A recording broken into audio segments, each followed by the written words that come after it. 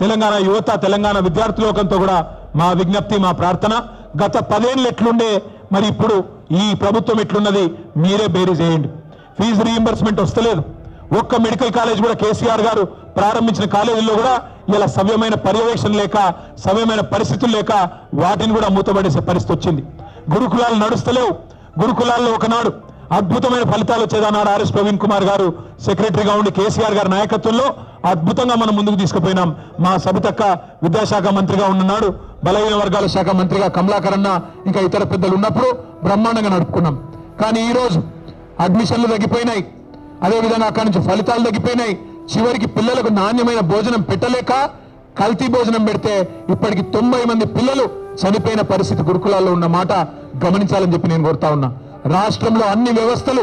అస్తవ్యస్తం చేసినారు ఒకటి కాదుగా మా పంచాయతీరాజ్ శాఖ మంత్రిగా పనిచేసిన దయాకర్ రావు గారు చెప్తా ఉన్నారు గ్రామాలు అన్యాయం అయిపోయినాయని గ్రామాలు కాదు పట్టణాలు కాదు రాష్ట్రం మొత్తంలో కూడా పాలన పడకేసింది కేవలం పర్సెంటేజ్ల వ్యవహారమే నడుస్తా ఉన్నది అందుకే నేను మీ అందరితో ప్రార్థించేది గౌరవ పెద్దలు కేసీఆర్ గారి నాయకత్వంలో ప్రజల పక్షాన ప్రజల గొంతుకై మన పోరాటం నిరంతరం కొనసాగిద్దాం